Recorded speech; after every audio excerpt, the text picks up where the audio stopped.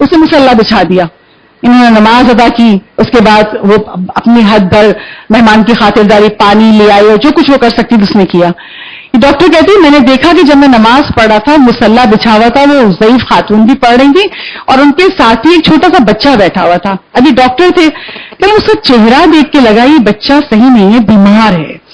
میں نے اس خاتون سے پوچھا یہ کون ہے؟ کہا یہ میرا پوتا ہے، میں دادی ہوں اس کی.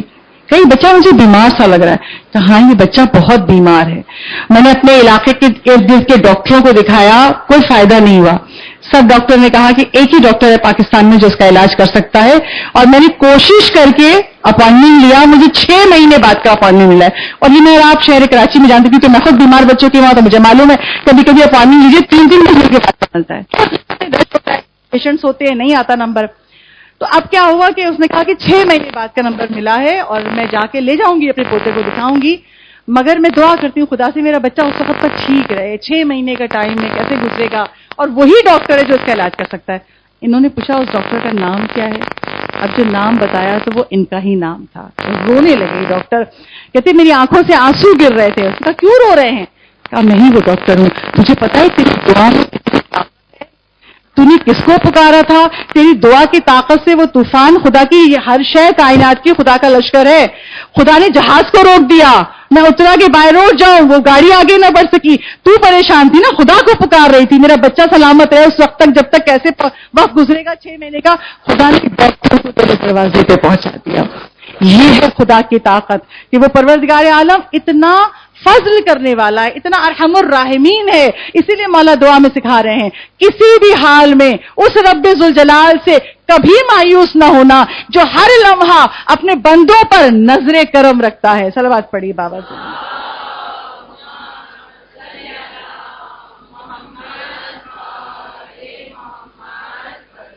اور جیسے پروردگار عالم پوری کائنات کا ہے، ایسے ہی پروردگار عالم نے جن ائمہ معصومین کو حجت خدا بنا کے بھیجا ہے وہ بھی پوری کائنات کے لیے دل میں درد رکھتے ہیں، اور ہمارے ائمہ معصومین بھی لوگوں کی اسی طرح حاجتوں کو پورا کرتے ہیں. آج 9 محرم ہو گئی. آج میں چاہتی ہوں مختصر سا تذکرہ 10ویں اور 11ویں امام کا کر کے اپنے موضوع سے متصل ہو جاؤں. امام علی نقی علیہ الصلوۃ والسلام،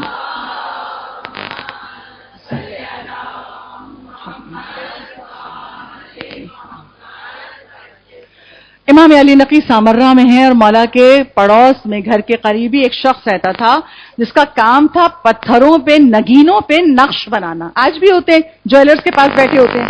وہ مولا کے پڑوس میں رہتا تھا، امام علی نقی کے پڑوس میں. اس کا نام تھا یونس نقاش. نام یونس تھا اور نگینوں پہ نقش بناتا تھا. اس کو اس زمانے کے حاکم نے بلایا اور بلا کے کہا کہ یہ نگینہ بہت قیمتی ہے، اس کو سنبھال کے لے جاؤ، اور جو نقش میں کہہ رہا ہوں اس پہ نقش کرنا، اور بہت قیمتی ہے، بہت حفاظت کرنا کہ اس کو نقصان پہنچا تو میں تمہیں بھی زندہ نہیں چھوڑوں گا، تمہاری آل اولاد کو بھی زندہ نہیں. ظالم بادشاہ تھا. یہ آ گئے، لیکن کا کام ہی نقش کر بنانا تھا. جب اس نگینے پہ نقش بنانے لگے، بناتے بناتے وہ ٹوٹ گیا. اب ان کی جان حلق میں. اتنا ظالم ہے، نہ مجھے بخشے گا نہ میری آل اولاد کو بخشے گا. انہوں نے اپنے بچوں کا ہاتھ پکڑا اور پکڑ کے امام علی نقی علیہ السلام کے گھر گئے اور کہا مولا اب میرے بچوں کی حفاظت آپ کر سکتے ہیں. ظالم حاکم مجھے تو مروائی گئی، میرے بچوں کو. مولا نے کہا کیا ہوا کیا؟ کہا مولا میں بچ نہیں سکتا. کہا مجھے تو بتاؤ ہوا کیا؟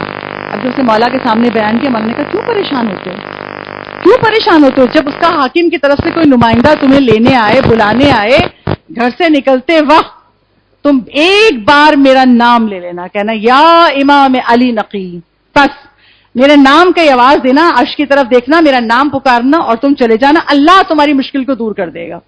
ابھی سن تو رہا تھا امام سے. کہا مولا ایسے کیا ہو؟ دل میں سوچا ایسے کیا ہو جائے گا، میں نام لے کے تو چلا جاؤں، مگر مجھے پتا وہ کتنا ظالم ہے.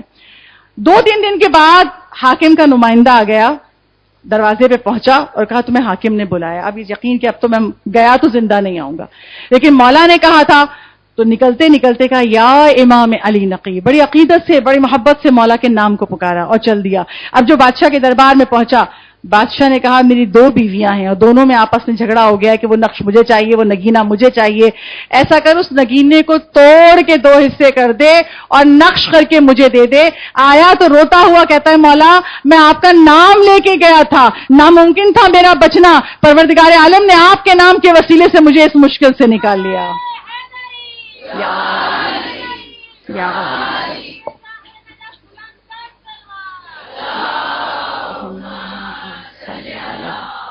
محمد آل محمد. تو جن کے ناموں میں اتنی طاقت ہو ان کی ذات کی فضیلت کیا ہوگی. اور اسی لیے ایک مولا علی کے نام 4 ہیں جن کا تذکرہ میں عموماً ممبر سے کرتی ہوں اور اپنی ذمہ داری سمجھتی ہوں آج بھی آپ کے سامنے کہ سوچیے ائمہ کے ناموں میں کتنی طاقت ہے. آپ زمانے کا حال دیکھ رہے, کل بھی کتنے پہ خودکش حملے میں مارے گئے. دشمن اسلام, دشمن پاکستان اپنی سازشوں میں لگے ہوئے ہیں. تو ہمارے ائمہ معصومین نے ہمیں دعا کا ہتھیار دیا ہے. مولا علی کے 4 نام جو آپ سب کو یاد ہیں, اس کے لیے علامہ مجلسی اور شیعت کے بڑے بڑے علماء, شیخ طوسی جیسے, عبد الکریم کشمیری جیسے بڑے بڑے مجتہدین نے کہا ہے دشمن کو دفع کرنے کے لیے علی کے 4 ناموں کا یہ ذکر اکثر ہے. وہ 4 نام کیا ہے؟ آپ میرے ساتھ پڑھیے, ہم 3 دفعہ پڑھتے ہیں. یا قاہر العدو یا والی الولی یا مظہر العجائب یا مرتضی علی. یا قاہر العدو یا والی الولی یا مظہر العجائب یا مرتضی علی. یا قاہر العدو یا والی الولی یا مظہر العجائب یا مرتضی علی. ہمارے مجتہدین کہتے ہیں, آپ سب کو زبانی یاد ہے الحمدللہ, جو مولا علی کے یہ 4 نام ترجمہ کیا ہے؟ یا قاہر العدو, یہ دشمنوں کے لیے قہر ہیں. یا والی الولی, اپنے دوستوں کے ولی ہیں. یا مظہر العجائب, ان کی ذات سے معجزات عجائبات ظاہر ہوتے ہیں. یا مرتضی علی. تمام مجتہدین کہتے ہیں اکثیر ہے کہ جو اس کی ایک تسبیح پڑھ لے دشمن دور رہنے پہ مجبور ہو جائے گا, خدا دشمن کو اس سے دور کر دے گا. تو ایک تسبیح ابھی جا کے بھی پڑھیے گا, شب میں بھی پڑھیے گا, کل صبح بھی پڑھیے گا, اور نیت یہ کیجئے, عادت اپنی اس کو ذکر میں شامل کر لیجئے. کیوں؟ آپ دیکھ رہے ہیں اسلام پہ کتنی مصیبت ہے, آزاداری کے لیے کتنے دشمن اٹھے ہوئے. تو ان تمام دشمنوں کو ان کے شر, ان کا شر ان کی طرف پلٹ جائے, ان دشمنوں کے شر سے ہمارا ملک محفوظ رہے, تمام لوگ محفوظ رہیں. آپ اس ذکر کو پڑھیے اور نیت یہ کیجئے, کل مومنین و مومنات ہر ایک کی نیت کیجئے. کیوں؟ اللہ عمل قلیل پہ اجر کثیر دیتا ہے. بس یہ ذکر میں نے اس لیے کیا کہ جن کے ناموں کی طاقت ہے تو ان کی شخصیت کی طاقت کیا ہوگی. اور خدا نے ائمہ معصومین کو اسی لیے بھیجا ہے کہ جب تک دنیا میں اسلام محفوظ ہے. اس وقت میرے اور آپ کے امام 12ویں امام حضرت حجت علیہ الصلوۃ والسلام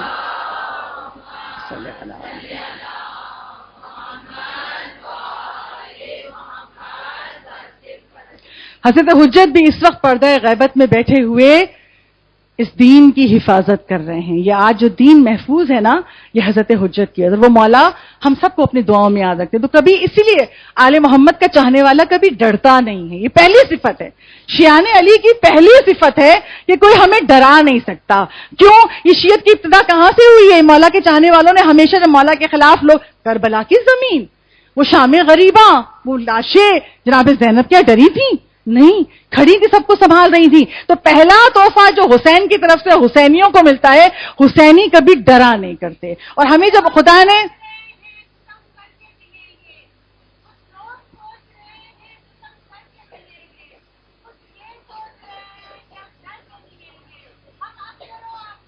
بے شک بے شک یا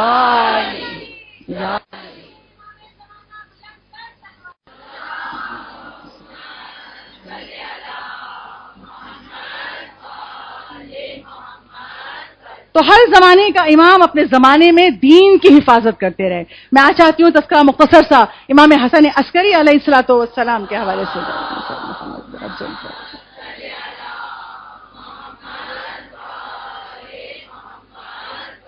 امام حسن عسکری کے زمانے میں سامرہ میں بارش نہیں ہو رہی ہے, قحط پڑنے کا سما تھا کہ اگر اب بھی بارش نہ ہوئی تو قحط پڑ جائے گا.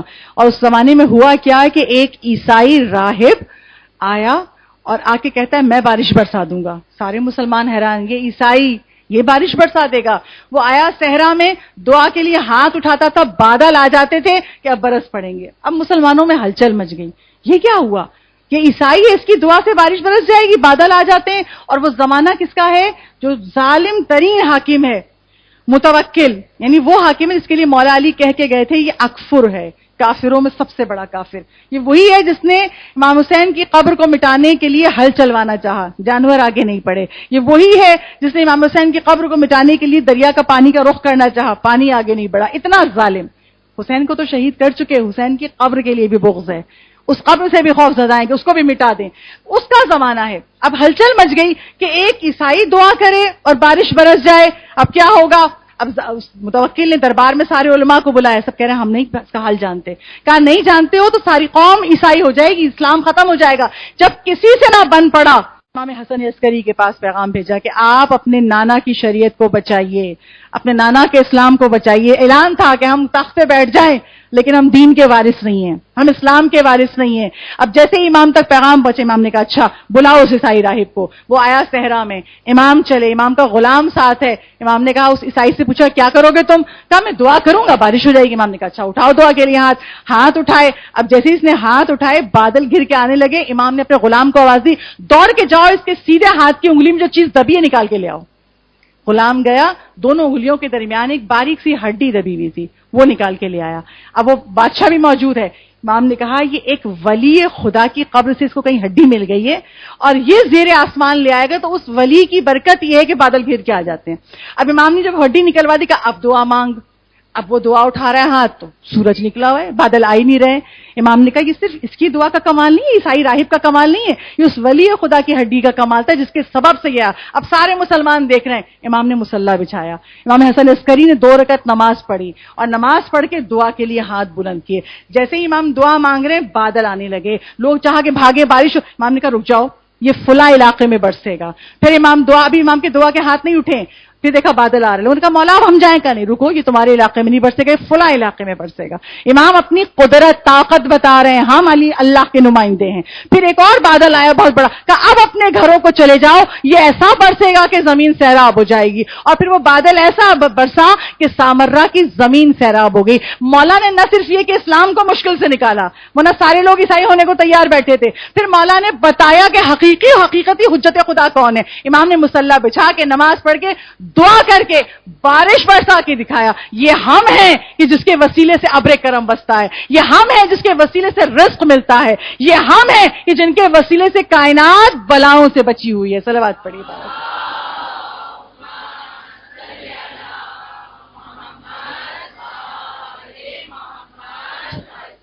اور میں پہلی محرم سے آپ کے سامنے یہی بیان کر رہی ہوں کہ محمد و آل محمد کا رتبہ تو بہت بلند ہے، بہت بلند ہے، اتنا کہ ہم ساری زندگی ان کے فضائل بیان کرتے رہیں، آپ تمام عمر سنتے رہیے، تب بھی ہم ان کے فضائل کا حق ادا نہیں کر سکتے۔ جو ان کے دامن سے وابستہ ہو جائے، جس کے دل میں ان کی محبت آ جائے اور جو عمل سے ثابت کر دے، خدا اس کے لیے انبیاء کے معجزے دے دیتا ہے، خدا اس کے لیے قانون قدرت بدل دیتا ہے۔ اچھا صرف مولا کے چاہنے والے ہی نہیں، اگر کوئی غیر شیعہ بھی، اگر کوئی غیر بھی خلوص نیت سے ان سے متصل ہو جائے تو پھر اجر پائے بغیر نہیں رہتا۔ کیسے کہا میں نے؟ یہ کتاب زینت المعاجز کی روایت ہے اور امام علی نقی علیہ الصلوۃ والسلام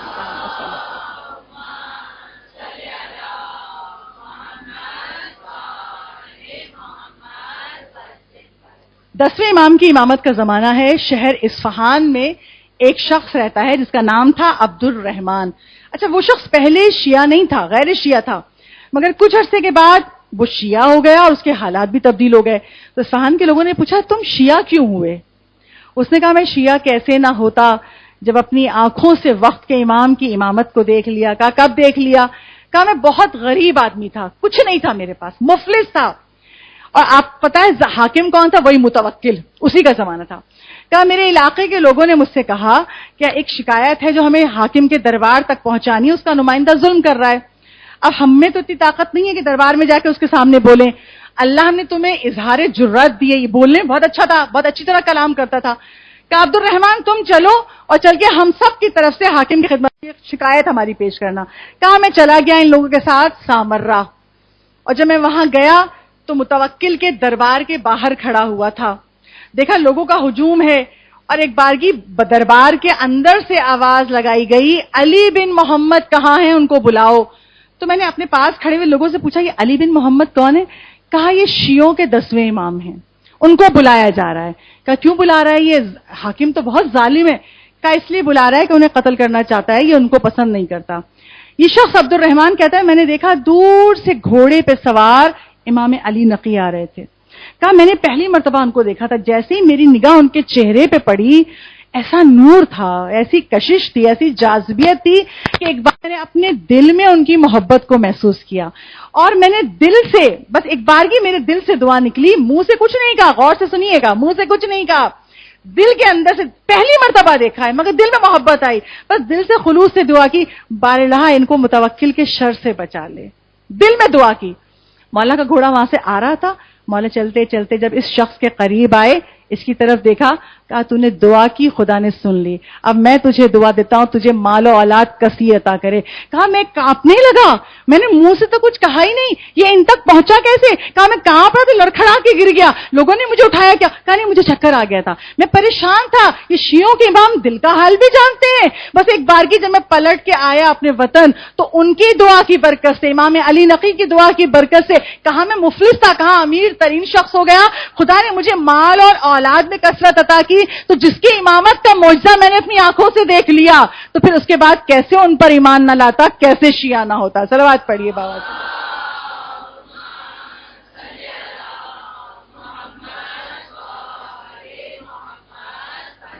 بس یہ محمد و آل محمد اتنا قیمتی تحفہ ہیں, لطف الہی ہے یہ چہردہ معصومین, جن کے دامن سے خدا نے ہمیں وابستہ کر دیا. کبھی بیٹھا کیجئے نا, تنہائی میں بیٹھ کے سوچا کیجئے, اللہ نے جو نعمتیں دی نا, ہم اللہ کی نعمتوں کی قدر نہیں کرتے. جب آپ اللہ کی نعمتوں کی قدر کریں گے, جب سوچیں گے اللہ نے مجھے کیا کیا دیا, اللہ نے جسم دیا, آنکھیں دی, ہاتھ پیر دیے, اولاد دی, رزق دیا, رشتے دیے, کیا کیا نہیں دیا. سب سے بڑی نعمت ہمیں ہدایت پر پیدا کیا, ہمیں دامن محمد و آل محمد دیا, ورنہ ہم بھی دنیا کی طرح بھٹک رہے ہوتے, ہدایت کو تڑپ رہے ہوتے. سب سے بڑی نعمت جو اللہ نے ہمیں دی ہے وہی چہردہ معصومین ہے. یہ نعمت محمد و آل محمد, یہ ولایت کا عقیدہ جو ہمارے سینوں میں موجود ہے, اور اسی محبت کے طفیل ہم ہمیشہ فرش عزا پہ آتے ہیں. یہ فرش عزا جو مولا حسین کے حرم کا درجہ رکھتی ہے, اور اس فرش عزا پہ, اس درسگاہ پہ آ کے میری اور آپ کی گفتگو ہو رہی ہے. کربلا ہمیں جینا سکھاتی ہے. آج بھی کربلا کے میدان سے ایک منظر آپ کے سامنے پیش کروں گی. آپ سب کے ذہنوں پہ یہ لکھا ہوا ہے, ہر سال سنتے ہیں مگر غور نہیں کرتے. آج فقط چند لمحوں کے لیے غور کریں گے, اور میں بس 2-3 روایتیں بیان کر کے مصائب سے متصل ہو جاؤں گی. وہ منظر کیا ہے کربلا کا؟ روز عاشور کی ابتدا ہوئی علی اکبر کی اذان سے. ہمیشہ سفر میں جو مولا کے ساتھ مؤذن تھا حجاج ابن مسروق, وہ اذان دیا کرتا تھا. مگر روز عاشور جب فجر کی اذان کا وقت آیا, مولا نے کہا حجاج تم ہٹ جاؤ, آج میرا علی اکبر اذان دے گا. کیوں؟ مولا اپنے چاہنے والوں تک پیغام پہنچانا چاہتے تھے. جب میرے چاہنے والے مصائب سنیں گے نا, وہ جانتے ہیں علی اکبر میرا کلیجہ ہے, میرا دل ہے. اور آج میں جب اس سے اذان دلوا رہا ہوں تو میرے شیعہ سوچیں گے اذان علی اکبر سوچ کے کہ مولا کو دین کتنا پیارا تھا کہ جس کے لیے علی اکبر قربان کر رہے تھے. اور اس کی زبان سے جب اذان کا تذکرہ سنیں گے تو میرے شیعہ کبھی نماز نہیں چھوڑیں گے. مولا نے اس لیے علی اکبر سے اس دن اذان دلوائی. اچھا اذان ہو گئی, عاشور کا دن شروع ہوا, ایک کے بعد ایک جانثار شہید ہونے جا رہا ہے. جب ظہر کے قریب کا وقت آیا تو شہدائے کربلا میں ایک شہید کا نام ہے ابو ثمامہ سیداوی. ابو ثمامہ سیداوی نے ایک مرتبہ آسمان کی طرف نگاہ کی اور کہا مولا وقت ظہر قریب ہے, مولا میری خواہش ہے اس دنیا سے جاتے جاتے ایک اور نماز آپ کی امامت میں پڑھ کے جاؤں. ابھی تک امام کی نماز امامت میں ہی پڑھ رہا تھا, مگر خواہش دیکھیے اس لذت عبادت کو محسوس کیجئے. اتنے تیر و تبر چل رہے ہیں, تلواریں چل رہی ہیں, خوخار لوگ موجود ہیں سامنے, پتہ ہے سب نے مرنا ہے. اتنے سخت ترین دن میں بھی مولا کے عاشق کہہ رہے ہیں مولا تمنا ہے ایک اور نماز آپ کی امامت میں پڑھ کے جائیں. اور 4 محرم کو میں نے آپ کے سامنے بیان کیا تھا, مولا نے حبیب نے مظاہر سے کہا تھا جاؤ حبیب لشکر یزید والوں سے کہو کچھ دیر رک جائیں تاکہ ہم نماز ادا کر لیں. مگر وہاں سے جواب آیا تھا ہم نہیں رکیں گے. نعوذ باللہ کہتے تھے حسین تمہاری تو نمازی قبول ہے. مولا نے کہا اب انہی برستے تیروں میں نماز ادا ہوگی. جب صف بنانے لگے مولا کے ایک اور جانثار 72 شہیدوں میں یہ بھی شامل ہیں جن کا نام ہے سعید ابن جبیر. سعید ابن جبیر کی عمر 80 سال سے زیادہ تھی, بہت ضعیف تھے. آئے مولا کے پاس, کہا مولا میں آپ کی محبت میں کربلا آیا ہوں اور آخری سانس تک آپ کا دفاع کروں گا, آپ کو نہیں چھوڑ سکتا.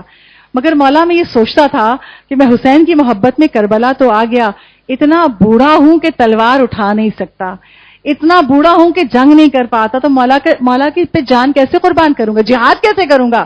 مگر مولا خدا نے سبیل بنا دی. کہا مولا تیر نہیں رک رہے نا، برس رہے ہیں، مولا آپ نماز ادا کیجئے، میں آگے کھڑا ہو جاؤں گا. میں اگر تلوار نہیں کھڑا کر سکتا تو کم سے کم میرا سینہ ڈھال تو بن سکتا ہے.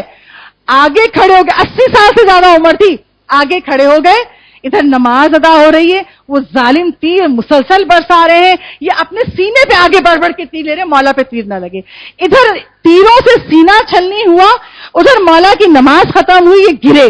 اب جب سعید بن جبیر گرے تو مولا کے زانو پہ سر تھا، اور جیسے مولا کے زانو پہ سر تھا، اللہ اکبر، کتنے خوش نصیب تھے کہ ایک بارگی مولا کا چہرہ دیکھ کے کہتے ہیں مولا میں نے حق وفا ادا کر دیا، سینہ تیروں سے چھلنی ہے، اور کہہ رہے مولا میں نے حق وفا ادا کیا. حسین ابن علی رونے لگے. کہا سعید تم نے حق وفا ادا کر دیا، جیسے تم آج میرے آگے کھڑے تھے نا، جنت میں بھی تم میرے آگے آگے چلو گے. جب میں جنت میں داخل ہوں گا سعید تم میرے آگے آگے چلو گے. تو عزاداروں ہم سنتے تو ہر سال ہے یہ واقعہ، مگر ہم غور نہیں کرتے.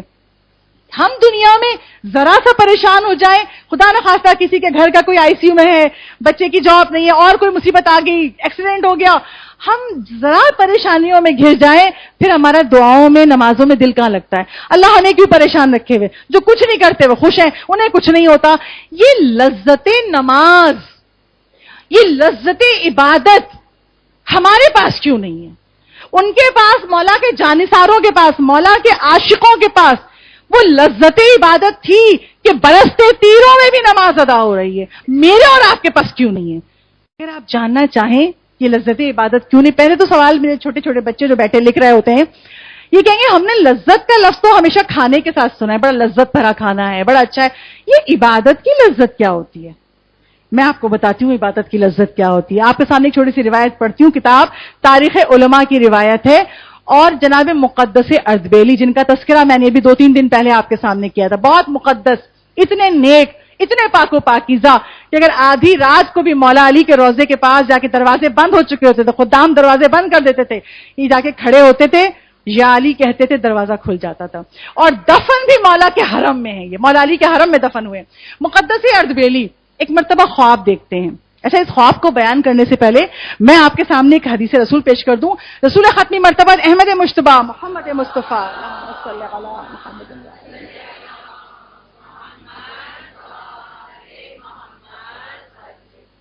رسول خدا کی حدیث ہے جسے شیعہ سنی تمام علماء مانتے ہیں. رسول خدا نے کہا میری امت کے علماء بنی اسرائیل کے انبیاء سے افضل ہیں. اللہ اکبر. ہم علماء کو کیا اہمیت دیتے ہیں، کیا عزت دیتے ہیں، ہم احترام ہی نہیں کرتے. کیا مقام ہے رسول سے سنیے. رسول کہتے ہیں میری امت کے علماء بنی اسرائیل کے انبیاء سے افضل ہیں. یہ حدیث رسول ہے. اچھا، مقدس اردبیلی نے ایک رات خواب دیکھا، اور خواب میں کیا دیکھا کہ خواب میں جناب رسالت مآب تشریف لائے ہیں، اور جناب رسالت مآب کے ساتھ جناب موسیٰ بھی آئے ہیں. اور خواب میں دیکھ رہے ہیں کہ جناب موسیٰ رسول خدا سے کہتے ہیں اے اللہ کے حبیب، یہ جو آپ نے فرمایا ہے نا کہ آپ کی امت کے علماء میری امت کے انبیاء سے افضل ہیں، ایسا کیا ہے آپ کی امت کے علماء میں؟ رسول خدا کہتے ہیں میں بتاتا ہوں. کہا ان میں سے کسی ایک عالم کا تو مجھے دکھائیے. تو کہا میں بتاتا ہوں. خواب میں ہی مقدس اردبیلی بھی خواب میں اپنے آپ کو خواب میں دیکھ رہے ہیں. رسول خدا کہتے ہیں مقدس اردبیلی ہے نا، اس سے پوچھو، یہ بتا دے گا تم کو. جناب موسیٰ کہتے ہیں تم کون؟ کہا میرا نام احمد ہے، اردبیل کا رہنے والا ہوں، نجف میں پڑھتا ہوں، علم دین سیکھتا ہوں، لوگوں تک اللہ کا دین پہنچاتا ہوں. جناب موسیٰ کہنے لگے میں نے صرف نام پوچھا تھا، تم نام بتا دیتے، یہ اتنی تفصیل بتانے کی کیا ضرورت تھی؟ تو جناب مقدس اردبیلی کہتے ہیں میں نے قرآن میں، اب دیکھیے عالم کا مرتبہ. کہا جناب موسیٰ، خواب میں پورا منظر دیکھ رہے ہیں، جناب موسیٰ میں نے قرآن میں سورہ طٰہٰ میں پڑھا ہے کہ جب آپ کوہ طور پہ گئے تھے اللہ نے آپ سے سوال کیا تھا موسیٰ تمہارے ہاتھ میں کیا ہے؟ تو آپ نے کہا تھا، آپ نے خدا کی بارگاہ میں کہا تھا بار الہ میرے ہاتھ میں عصا ہے جس سے میں جانوروں کو ہکاتا ہوں، کبھی جب تھک جاتا ہوں تو ٹیک لگا کے کھڑا ہو جاتا ہوں، یہ عصا میرے اس کام آتا ہے اس کام. تو کہا موسیٰ اللہ نے فقط پوچھا تھا ہاتھ میں کیا ہے، آپ کہہ دیتے ڈنڈا ہے عصا ہے، اتنی تفصیل بتانے کی کیا ضرورت تھی؟ تو جناب موسیٰ کہتے ہیں مقدس وجہ یہ تھی کہ پہلی مرتبہ خدا سے گفتگو کر رہا تھا، اس لذت کو محسوس کر رہا تھا اور دل چاہ رہا تھا میں گفتگو کرتا رہوں، اللہ سے جواب آتا رہے، اس لیے گفتگو کو طویل کر دیا تھا۔ تو جناب مقدس اردبیلی کہتے ہیں میں بھی تو پہلی مرتبہ نبی خدا سے بات کر رہا ہوں، میرا بھی دل چاہ رہا تھا کہ نبی سے بات کرنے کی لذت محسوس کر رہا تھا، میرا بھی دل چاہا کہ گفتگو طویل ہو جائے۔ جیسے ہی مقدس اردبیلی نے یہ کہا، جناب موسیٰ نے مسکرا کے رسول خدا کی طرف دیکھا اور کہا اللہ کے رسول آپ صحیح کہتے ہیں، آپ کی امت کے علماء بنی اسرائیل کے انبیاء سے افضل ہیں۔ صلوات پڑھیے۔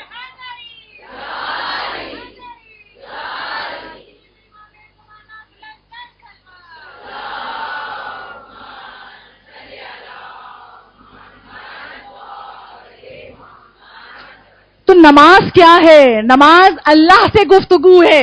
آج گھر جائیے گا، آج کی شب ماتم کی شب ہے، گریا کی شب ہے، عبادت کی شب ہے۔ کیوں؟ یہ رات کیوں مانگی تھی امام حسین نے؟ ابھی میں آپ کے سامنے تذکرہ کرتی ہوں، لذت عبادت کو مکمل کرتی ہوں۔ یہ رات امام حسین نے کیوں مانگی تھی؟ مولا عباس سے کہا تھا کیونکہ وہ لشکر یزید والے جنگ 9 محرم کو شروع کرنا چاہتے تھے، بڑھ رہے تھے آگے۔ تو مولا حسین نے کہا تھا عباس جاؤ بنفسی ارکب انت یا اخی۔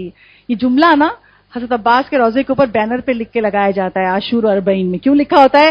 مولا حسین نے بہت محبت سے کہا تھا ارکب بنفسی، میری جان، اپنے بھائی کو کتنا چاہتے تھے مولا حسین، میری جان تم اس گھوڑے پہ سوار ہو کے جاؤ اور لشکر یزید والوں سے کہو ایک رات کی مہلت دے دیں تاکہ میں آج کی رات تمام رات عبادت الہی میں، نماز میں، تلاوت قرآن میں، استغفار میں بسر کرنا چاہتا ہوں۔ پھر مولا کا جملہ آگے، جملہ آخری جملہ کیا تھا؟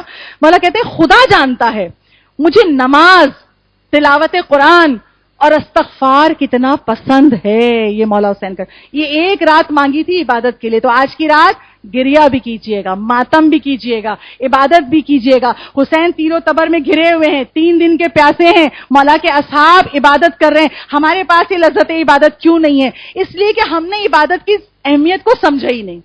یہ نماز کیا ہے؟ یہ پیغام کربلا سے حسین کا جینا چاہتے ہو نا، سلیقہ ہم سکھا رہے ہیں۔ اگر اللہ کے عبد ہو تو اللہ کے آگے سر جھکانا سیکھو، نماز تمہاری زندگیوں میں رہے۔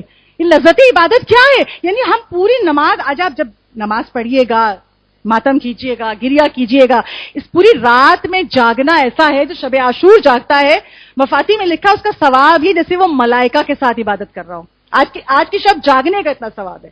تو آج جب جاگیے گا تو کچھ وقت نکال کے ذرا توضیح المسائل نکال لیجئے گا، یا کوئی بھی ایسی کتاب جو آپ کے گھر میں ہو جس میں نماز کا ترجمہ ہو، ذرا جا کے آج نماز کا ترجمہ پڑھیے گا۔ پوری نماز کیا ہے؟ اللہ سے گفتگو ہے، یہ پوری نماز مناجات ہے۔ ہمارے پاس یہ اللہ کے کلام کی لذت ہمارے قلب میں کیوں نہیں ہے؟ ہم ذرا پریشانیوں میں نماز چھوڑ دیتے ہیں، بلکہ جوان اور کبھی بچے کہتے ہوئے نظر آتے ہیں ارے چھوڑیے ملاؤں کا کیا ہے، بول دیتے ہیں اللہ کو ہماری نماز کی ضرورت تھوڑی ہے۔ بے شک نہیں ہے، ہمارے نماز پڑھنے سے نہ اس کی خدائی میں اضافہ ہو جائے گا، ہم نہیں پڑھیں گے تو اس کی خدائی میں کمی نہیں آ جائے گی۔ اس نماز کی ضرورت ہمیں ہے، حسینیوں کو ہے، اللہ کے بندوں کو ہے، مسلمانوں کو ہے۔ کیوں؟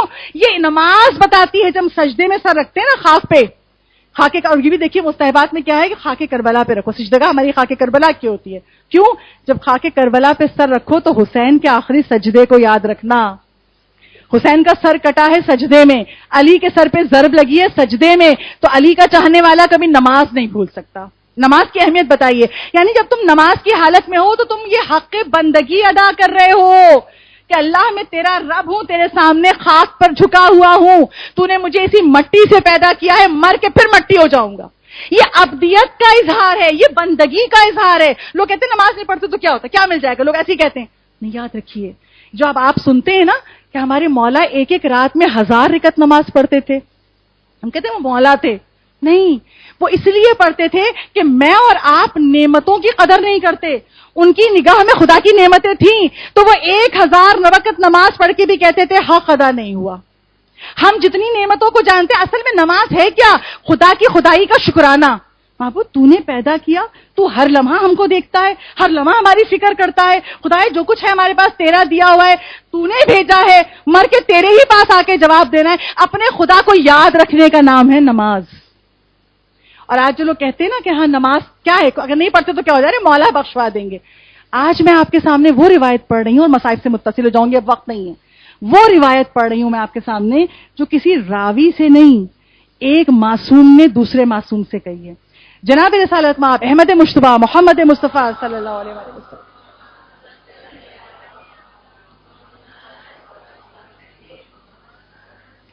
جناب رسول خدا اپنی بیٹی سیدۃ النساء العالمین بی بی فاطمہ الزہرا سلام اللہ علیہا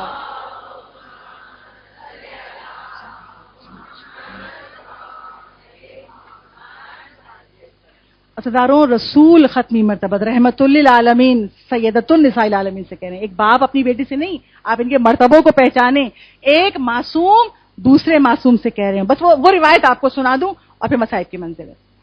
اور آج ہاتھ جوڑ کے درخواست کروں گی، 2 دن سے الحمدللہ آپ کا گریہ خدا اس گریے کو قبول کرے.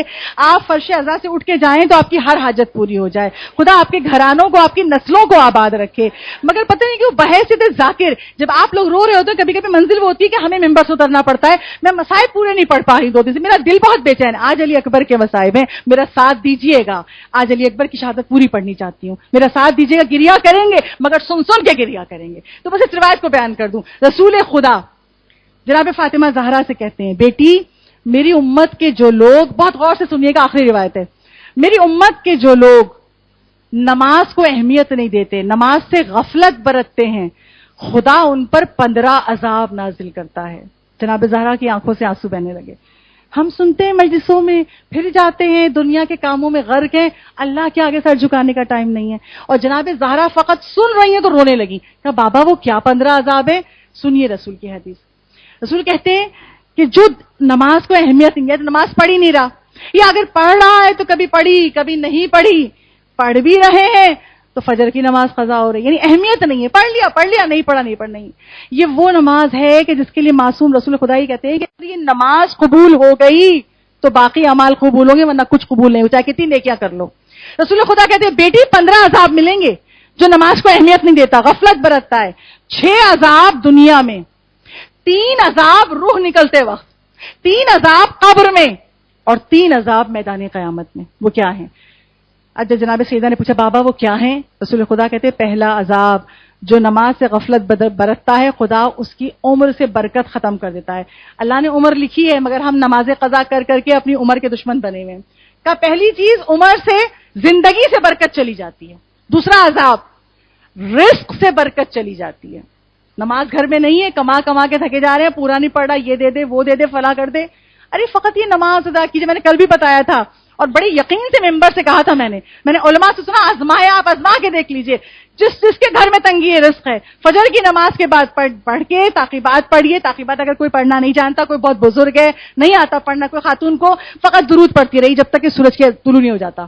جب نماز فجر کا ٹائم ختم ہوتا ہے وہاں تک دیکھیے آپ کے گھر میں کیسے رزق برسے گا اللہ کی رحمت. تو رسول خدا کہتے ہیں جو نماز کو اہمیت نہیں دیتا اس کو دوسرا عذاب یہ ملتا ہے، اس کے رزق سے برکت چلی جاتی ہے. تیسرا عذاب اس کے چہرے سے نیکی کی نشانی چلی جاتی ہے. اکثر میں اور آپ جب کسی نیک انسان کو، کسی نیک خاتون کو، نیک مرد کو دیکھتے ہیں تو اس کے چہرے پہ کشش کتنی ہے، کتنا نور ہے، کہتے ہیں یا نہیں کہتے ہیں؟ کچھ علماء، متقی علماء کو، کچھ خواتین کو میں دیکھتی ہوں، اللہ ان کے چہرے پہ اتنی کشش اور نور ہوتا ہے، لگتا ہے کہ یہ عبادت الہی انجام دیتی ہیں. تو اب رسول خدا کہہ رہے ہیں فاطمہ جو نماز سے غفلت برتے گا، خدا اس کے چہرے سے یہ کشش اور نور لے لے گا. چوتھا عذاب کہا جو نماز نہیں پڑھے گا پھر اللہ اس کا کوئی نیک عمل قبول نہیں کرے گا. کیوں؟ تم میرے آگے جھکنے کو تیار نہیں. شیطان نے کیا کہا تھا؟ شیطان نے کیا کہا تھا؟ کیوں ابلیس بنا؟ کیوں نکالا گیا؟ سجدہ کرنے کو تیار نہیں تھا، ٹھیک ہے، خدا کے حکم پر. تو جو اللہ کے آگے جھکنے کو تیار نہیں ہے اور وہ چاہے کہ میں کوئی بھی عمل کر لوں، اللہ میں تو یہ نیکی کی، فلاں کے گھر میں راشن ڈلوا دیا، فلاں کا یہ کام کر دیا، فلاں کا یوں کر دیا، کچھ کر دیا ہو، رسول خدا کہتے ہیں کہ نماز سے غفلت ہے تو کوئی عمل قبول نہیں ہوگا. 4 ہو گئے. کہا 5واں عذاب دنیا میں یہ ملے گا کہ وہ جو دعا مانگے گا وہ قبول نہیں ہوگی. اکثر بچے پریشان ہیں، جاب نہیں مل رہی، ارے بس مولا چاہ لیں گے. تو میں اکثر کانوں سے سنتی ہوں، مجھے بڑی حیرت ہوتی ہے. ایک نوجوان تھا اور میرے شوہر کے پاس آیا اور کسی بات سے ایسی کہتا بس مولا چاہ لیں گے تو جاب مل جائے گی. جب وہ چلا گیا تو میں نے اپنے شوہر سے کہا یہ کوشش کرتا ہے؟ کہیں کوشش نہیں کرتا، بس بیٹھا ہے اللہ پہ توکل کر کے. میں نے کہا یہ کیا بات ہوئی؟ یعنی اتنے جب نماز سے غفلت برتتا ہے تو کیا ہوتا ہے؟ یعنی وہ پھر شیطان کے وسوسے میں آ جاتا ہے. بس مولا چاہے، ارے مولا نے کب کہا کہ تم نماز نہ پڑھو، ہاتھ پہ ہاتھ رکھ کے بیٹھے رہو؟ تم کوشش کرو مصلی پہ خدا کو پکارو، آل محمد کا واسطہ دو، خدا رزق کے دروازے کھول دے گا، جہاں سے راستہ نہیں ہوگا وہاں سے رزق کا راستہ بنا دے گا۔ تو اب ہوتا کیا ہے، رسول خدا کہتے ہیں 5واں اس کو عذاب یہ ہوتا ہے کہ اس کی دعا قبول نہیں ہوگی۔ دعا کر رہا ہے قبول نہیں ہو رہی، کیوں؟ نمازی نہیں ہے۔ اکثر مائیں آتی ہیں، کوئی دعا بتا دیجئے، ہمارا بچہ بہت پریشان، ہماری بیٹی کی شادی نہیں ہو رہی، اور ذرا پلٹ کے سوال کر لیجئے آپ کی بچی نماز پڑھتی ہے؟ نہیں پڑھتی ہے، کبھی نہیں پڑھتی۔ یہی وجہ ہے جو ہم مصیبتوں میں گرفتار ہیں نا، نماز کی پابندی نہیں ہے۔ تو کہا 5واں عذاب یہ ہے کہ اس کی دعا قبول نہیں ہوتی، اور 6واں عذاب اس سے بھی سخت ہے۔ کہا 6واں عذاب یہ ہے کہ اگر نیک لوگ اس کے لیے دعا مانگیں گے تو بھی قبول نہیں ہوگی۔ یہ رسول کہہ رہے ہیں جناب سیدہ سے۔ اکثر بچے کہتے ہیں نا پلٹ کے، امی آپ تو نماز پڑھ رہی ہیں نا، آپ اللہ سے مانگ لیجیے مجھے جاب مل جائے، اتنا پریشان پھر رہا ہوں۔ تو یاد رکھیے ان بچوں کو بتائیے، رسول خدا نے کہا ہے جو نماز نہیں پڑھتا نیک لوگ بھی اس کے لیے دعا کریں گے تو قبول نہیں ہوگی۔ یہ وہ 6 عذاب ہیں جو دنیا میں ملتے ہیں۔ 3 عذاب جب جسم سے روح نکل رہی ہوتی ہے، 3 عذاب کیا رسول خدا کہتے ہیں؟ نزاع کے وقت یہ پیاسا دنیا سے جائے گا روح نکلتے وقت، دوسرا عذاب یہ بھوکا دنیا سے جائے گا، تیسرا عذاب یہ ذلت کے ساتھ اس کو موت آئے گی۔ یہ 3 نزاع کے وقت کے عذاب ہیں۔ کہا قبر میں کیا عذاب ہوگا؟ 3 عذاب قبر میں، رسول خدا بیان کرے فاطمہ 3 عذاب قبر میں بھی تیار ہے اس کے لیے۔ کہا کیا؟ کہ اللہ ایک فرشتے کو مقرر کر دے گا جو اس پہ عذاب نازل کرے گا، اس نے اللہ کے آگے سر نہیں جھکایا، نماز نہیں پڑھی، پہلا عذاب قبر میں۔ دوسرا عذاب قبر تنگ ہوگی، تیسرا عذاب قبر اندھیری ہوگی۔ یاد رکھیے عذاب اس کے لیے بے نمازی کے لیے، ورنہ مولا نے جو مولا کے بعمل مومن ہے جو نمازوں کو پڑھتے ہیں، کچھ ہو جائے نماز چھٹے نہ پائے، جو مولا کے بعمل مومن ان کے لیے کیا کہا ہے کہ مومن کی قبر اتنی نورانی ہوگی، اتنی نورانی ہوگی، خاص کر اس مومن کے لیے جو محفلوں میں، مجلسوں میں، میلادوں میں، گھر میں، باہر، جس کی عادت ہے کہ وہ صلوات کو بآواز بلند پڑھتا ہے۔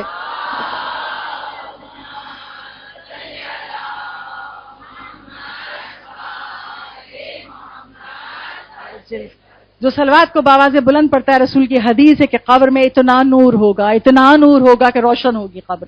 تو جو بعمل مومن ہوگا اس کے پاس عبادت کا نور۔ یہ 3 عذاب قبر میں ہو گئے، تنگ ہے، تاریک ہے، عذاب کا فرشتہ اور آخری 3 عذاب جو میدان قیامت میں ملیں گے۔ رسول خدا کہتے ہیں فاطمہ زہرا یہ جو بے نمازی تھا دنیا میں، شفاعت ملے گی مگر کب ملے گی؟ پہلے عذاب تو سہ لو، مولا کے در سے بخشش ملے گی، شفاعت مولا یہی تو کہتے ہیں ہم بخشوائیں گے، ہم شفاعت کریں گے، مگر ائمہ معصومین بھی اذن الہی سے شفاعت کرتے ہیں۔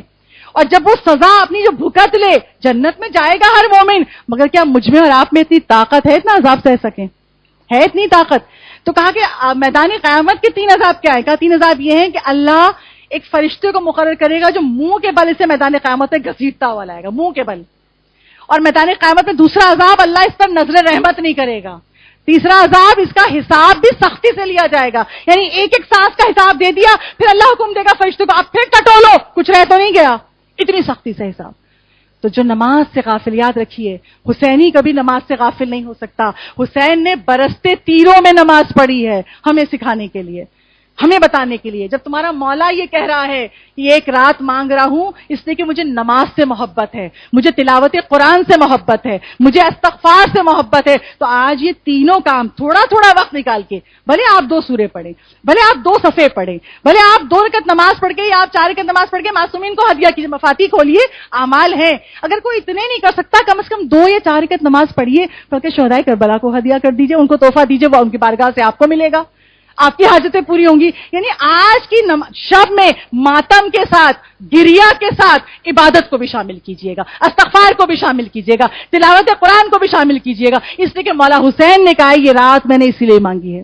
عزاداروں، اسی نماز کو قائم رکھنے کے لیے حسین نے، اس دین کو قائم رکھنے کے لیے حسین نے اپنا بھرا گھر لٹا دیا۔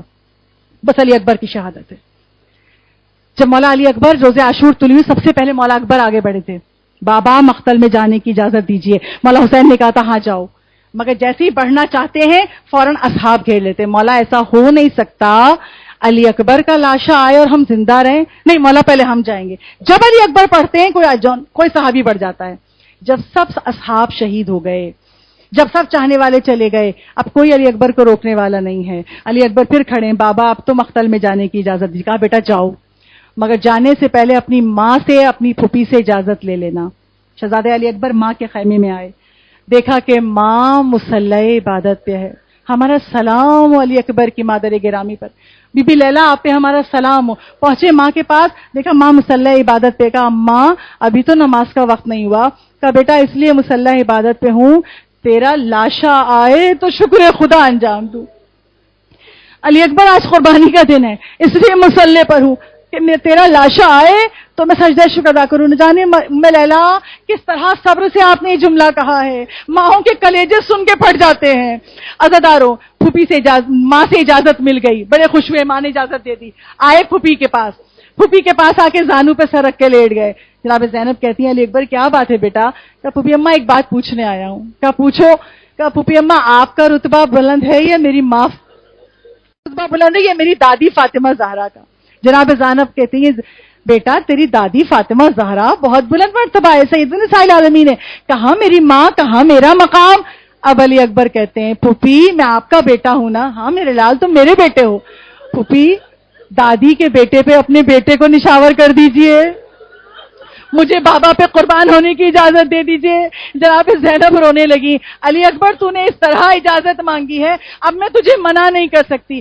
جا میرے لال, میں نے تجھے اجازت دی. علی اکبر نے پھوپھی سے اجازت لی, ماں سے اجازت لی, بیویوں کے خیمے میں آئے, سب کو سلام آخر کیا.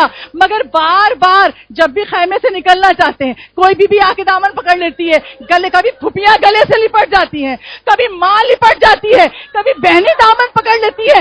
جب بہت دیر ہو گئی مولا حسین کی آواز آئی, بیبیوں مسافر کا راستہ نہ روکو, علی اکبر کو آنے دو. علی اکبر باہر برآمد ہوئے, مولا نے بیٹے کو گھوڑے پہ سوار کرایا. بس ادارو سنو غور سے, پھر گریا کریں گے مولا کے اوپر, بیوی کو پرسا دیں گے. جب گھوڑے پہ سوار کرا دیا نا تو شہزادے علی اکبر نے باپ کے کان میں کچھ کہا, اور جب مولا حسین نے سنا تو قدم لڑکھڑانے لگے. علی اکبر تو آگے بڑھنے والے تھے, جناب زینب نے قریب آ کے پوچھا بھیا اکبر نے کیا کہہ دیا؟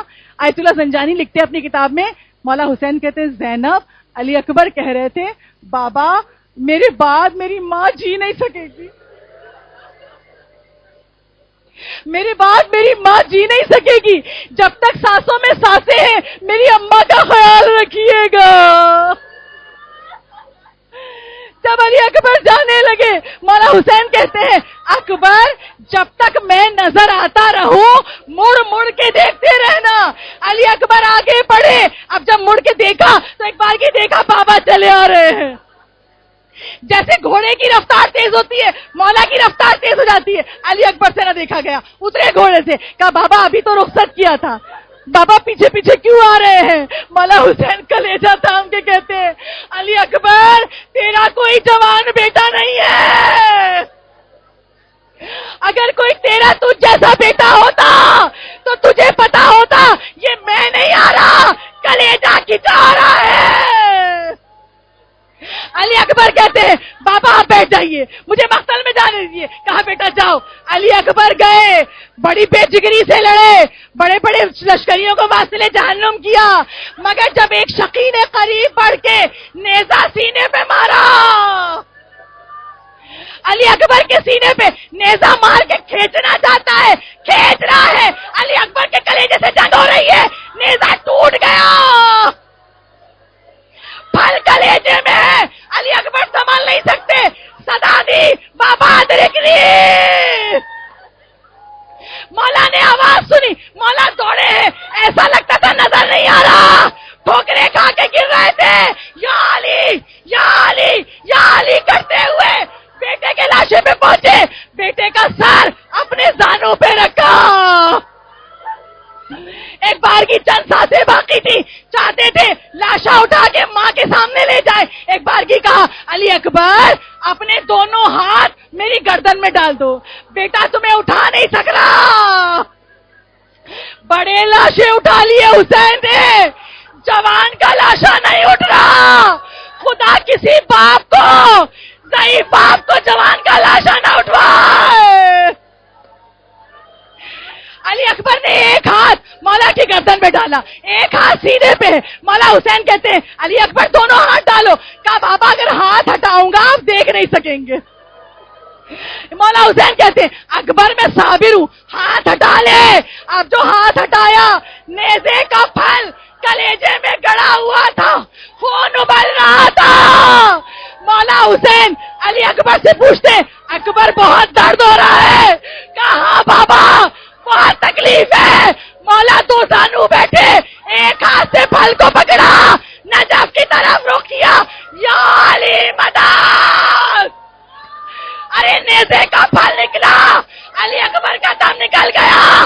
مجھے نہیں معلوم یہ جوان کا لاشا جب ماں کے سامنے آیا ہوگا ارے ام لیلا نے کیسے برداشت کیا ہوگا.